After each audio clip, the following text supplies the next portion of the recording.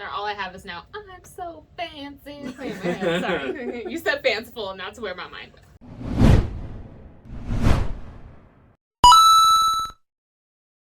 Hi guys, welcome to Oddcast, For Nerds by Nerds show. Today we're going to be discussing Loki, and you're joined by myself, Joe, Paige, and CN. What up, guys? So now's your opportunity to go ahead and hit that like button and subscribe if you haven't already. We've been checking the metrics, and we know that a lot of you are watching the show but not subscribing, which is kind of a shame. Also, I feel like this is a filler spot where I should have this anyways, because every other creator that we've seen is going to tell you about Patreon. So if you haven't gotten a Patreon set up right now, you should probably do that. And maybe we'll have one eventually, and you can sign up for that as well. Am I wrong? Like, I feel like everybody apparently has a Patreon. Patreon or I don't OnlyFans. watch enough YouTube. I know fitness guys who train have a Patreon of like they're personal trainers and they have Patreons. It would make you a producer on this show, kind of the way that Tom Hiddleston was the executive producer for Loki. Which I That's how you really cycle appreciated. Yeah. No, like, I've noticed that a lot of them have been executive producing their stuff, which is cool. You know what? I truly appreciate any show where the actor feels like they should invest in it. I mean, that's what made all the USA shows so great. Yeah, I mean, Vin Diesel is a prime example. He's the executive producer of the movie, so Yeah. you know. Fast and hard reviews. We're going to give you our spoiler-free review and take on it, and then we're going to dive into spoiler territory. And don't worry, we will give you a spoiler warning before that happens. So, quick fire. I figure that I'll start off. I'm going to give it a solid 9. Paige? 9.5. And the reason that I saved CM for last is because you're going to pull down the average. Go for it. What do you got? Go ahead. I gave it a solid 7. Solid 7.5. I give it 7.5. Are you sure? Is that what you're gonna say? That's where I'm at. You So sure? that balances out like an 8.5. So our overall rating is somewhere between an 8 and an 8.5. Yeah. Math on the internet live is bad. Don't do it. So I'm pretty sure that's not the average of that number, but okay, that's fine. Enjoy. This is our numerical rating right here. After we have done the math. All right, so that was it. That was a spoiler-free review. If that's all you were here for, well, thanks for joining. Go ahead, make sure that you like and subscribe, and we'll see you next time. All right, so I guess we'll start with the elephant in the room, or the conqueror in the room, if you would. What? Because I'm black? No! Yes. And Kang is black? Yes, you nailed it. If I learned anything from Lovecraft Country, that is exactly the reason. So what didn't you like about it? For real though, like what made it? There's a huge difference between my and yours. Yes. 2 whole points. What was it? I felt that it wasn't as, I guess, Avengers-ly or just Marvel-y epic as like WandaVision or Captain Falcon. Like it wasn't.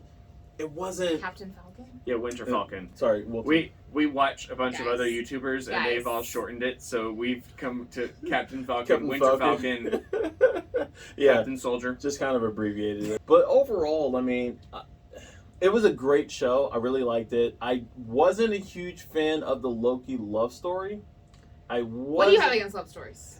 You don't like love stories? How do you not like love stories? Joe and I have plenty of conversations. The fact that I have an issue with rom-coms. Don't worry, we have another video coming out about that eventually, because I want to dive into it. There's also I kind of want to do too. Let's do this. Let's do it. There's also a distinct distaste of musicals. I He feel does. like these are just gonna go into I nope. Save Okay. it. Save it. Put Okay. a pin in it. Okay. Drop bubble later. We're gonna do it. Okay. In general, I thought it was a fantastic show. I thought it was great. I love the introduction of Kang. I love the TVA storyline. I did have an issue with the fact, and I kept saying it, why after Loki left the TVA, why didn't he revert back to his natural garb? He stayed in that shirt and tie, I will say and that it bothered me. he hated the costume choices. So Loki never returns to looking like Loki. He always stays in the suit and tie. So, even when given the opportunity to change from the suit and tie, he leaves himself in the suit and tie. and it bothered me. I'm like, Well, so they did make a point of Sylvie's costume where she said when they were in episode 5 when they were in the void, they did make a point of saying how uncomfortable her costume was, which I thought was interesting because they made her costume specifically for the actress so that she could, because she was a new mother, so she could easily breastfeed while she was playing it, which I thought was a good touch. didn't know that. But The more you know. So I thought that was an interesting point for them to have made, but I guess because her costume was uncomfortable, or wearing armor was, maybe that was the choice that Loki had made to not go back to that. I feel like, standard shirt and a tie was probably slightly more comfortable, because I mean his tie wasn't like super tight. Especially, I don't know. Especially we don't know. Especially when it showed the fact that he had his powers back. He was able to make a blanket. Yeah. He was able to make a nice little sword holster. I was like, give him where's your? I mean, he's a variant. You don't know what he likes. So you don't know his thing. I do want to throw this out there. He's also a master of camouflage, and as part of the TVA, he would camouflage himself. And he is also technically our interjection into it, so maybe him looking less fanciful makes it to where makes him more our relatable. common Midgardian sensibilities aren't offended by the fact that he's dressed as a Asgardian royalty. Sorry, all I have is now, I'm so fancy. Sorry. You said fanciful, and that's where my mind went. But that's where I'm at. I mean, like I said, overall, it's a fantastic show. I'm ready. They clearly said season 2, so. They made a point to say that. Yeah. But we don't know exactly how much it's going to play into the multiverse of madness. I mean, obviously. So I said obviously. You cut me off. My bad. Buddy. I do want to say that, like, everything that WandaVision established and everything we've heard about Spider-Man, all that this show did was say, oh, you like the idea of there being a multiverse? Here's some gasoline. We hope that you like it. We're just gonna burn some shit down and see what comes up. Well, I feel like after they've spent, 24 movies establishing this huge empire, that now you have to burn it to the ground to be able to build a new one. Yeah. To be able, that's how stories go. I mean, you have to one up yourself. That is you have to. So I mean, this is establishing the burning down so that they can grow on top of it. So then you can then burn it down some more and then put it on top. It's just how storytelling is, especially with the universe this large. And that is technically the Nordic cycle of Loki. Like, Loki brings about the end to bring about the beginning. He is that. He is change. Ouroboros. Yeah, so I think that it's fun that they used him kind of as the setup. And I wonder if Tom knew when they pitched it, when they were like, we're going to do this. That's why he's an executive producer. He knew. But, and Loki, I'm giving you points off of this. You know what I didn't get? I didn't have my one moment that I required. Wow. Huh. Wow. Wow. Maybe Owen Wilson didn't want to do it. Maybe he didn't. I mean, he has his own self-respect. Maybe he's tired of saying, wow. You don't know. That's very possible. But you know what's funny? Speaking of Owen Wilson, have you guys not seen the post about the fact that Mobius is going to be pretty much a new Carlson? I'm down with it. Like, make it happen. For that universe, or for... I can see that, down. like him as the new Coulson. But also, we do know... Coulson. I don't know that he will be Coulson, though. But you can bring back Coulson because the way Agents of S.H.I.E.L.D. ended. Oh, I didn't watch the end. Oh, you don't need to, but... No, you totally should.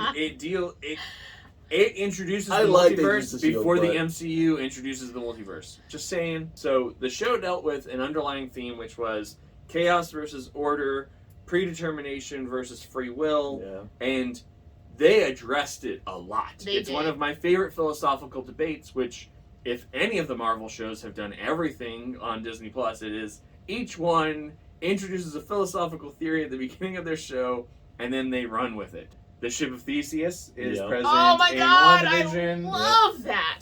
Oh, my favorite scene in the whole show, hands down. The ship of Theseus is an artifact in a museum. Over time, its planks of wood rot and are replaced with new planks. When no original plank remains, is it still the ship of Theseus? If those removed planks are restored and reassembled free of the rot, is that the ship of Theseus? Neither is the true ship. Both are the true ship. How do you interact with society is answered in Falcon and Winter Soldier. Like, what is societal change? Like, how does that happen? And then this one dealt with, is there predetermination, or do we truly have free will? Well, in the show, they address it. There was a line. There was a line that they had pre-established, and once you cross the line, no one knew. But somebody knows. Who is that somebody? Well, I'm guessing the Living Tribunal. Also, I have a feeling that Adam Warlock's going to slingshot back into this thing. Just a theory that I've got. There's so many moving pieces between all of the Marvel characters. We don't know exactly where everyone's going to fall. I think I think the person that really stole the show, or at least for me, was Croc Loki. He has stolen the internet. He definitely is all over the internet. Over the memes. My god. So I did want to pose this as a question to the group. What is your favorite moment in the show? You really probably should have asked me that, so I'd had a moment to think about it, because now I got to think about it. You do have the moment to think about it. It's called editing. You're not wrong. But I also think that it's kind of cool. They've got this Kang, and they're going to float him around, and it could potentially be the Council of Kangs, which we know is a thing. Well, I feel like by them taking this route, the multiversal Kang with all of the different variations of him, I'm sure at some point in the multiversal war that some of them have teamed up into different pockets of power. So the Council of Kangs, I'm sure that there's another one too. It's going to be this huge... From a storytelling standpoint, this is fucking awesome. Like, I'm so excited for how they're going to portray this. There's so many avenues that they could take. Like, this is really the cool. other question before we go back to our favorite moment is, do you guys think that What If is going to draw directly from Loki? I don't. No. I think it's going to be a separate thing, especially since it's all animated. But in Loki, or not in Loki, but in What If, apparently the Watcher isn't just telling stories. He may or may not be recruiting the multiverse team. I mean, I'm down with it. Make it happen. Like, that would be cool, but I feel like it's a stand. Yeah, I feel think like it's its own standalone thing. I think it's going to be a fun way to explore stuff. But I would be totally down with that being a legitimate how it They very well may do like what they did with like Matrix, excuse me, the Matrix animated Animatrix, where they have different animators and their own little stories. Yeah, and that definitely is what it seems to be for season 1. So my favorite moment in the show is... Now that you've thought about it because you had time, because you had formed the question. My favorite moment, and it's going to sound like a weird one because it's not like the big moments. My favorite moment is actually when Loki is left alone in the room and he can watch everything that happened. And I love it from a storyteller's perspective because it is a quick way... You're talking about the catch-up when he found out what catch him up after... To that make was it so that... episode 1. Yeah. It was the best way possible to make it so that he now has all the information that you need in order to grow him as if he were the Loki that everybody loved. Because he's not the Loki at the end of Ragnarok. He's not. He's a totally different one. He is the Loki right at the end of the invasion of the Chitauri. He's actually even more different than that because he has all of this other knowledge of knowing how far he's come, what he's overcome, how horrible his life choices have made him. Yeah. It's a totally different. No, they're all different. I think that when he saw how he died by the hands of Thanos, what he did to his mom. I think that changed him at that very point where he realized the shit that he did led to not only his mother's death, who he truly loved, and his death. Honestly, I feel like his mom's death hit him harder than his own. But then he knew his mom died. But he didn't know... No, so in Thor the Dark World, he sent the guy to mess with Thor and steal the thing. He did not realize that his mother would be there. Correct. Oh, yeah. Or that his mother would die in direct action because of his direct action. Do you have a I haven't thought about it. I require a lot of thought. I haven't thought about it, but I'll probably will say something later as far as what my favorite part of the whole series season is. But what's your favorite part? Do you have a favorite part on the season? Let us know in the comments because I'm interested to know. There's so many. If there is. I think everybody did fantastic. What are your favorite parts? Tell us in the comments. If you haven't already hit that like and subscribe, go ahead and do it. And my two compatriots here will, I'm sure, think of something, and it'll come up later. If anything, I definitely will put it on the Facebook page. You sprung it on me, so how the fuck am I supposed to know? I feel some type of way. They're going to try and prune my question from the timeline. I'm not fooled. But anyways, take care, guys. Have a good one.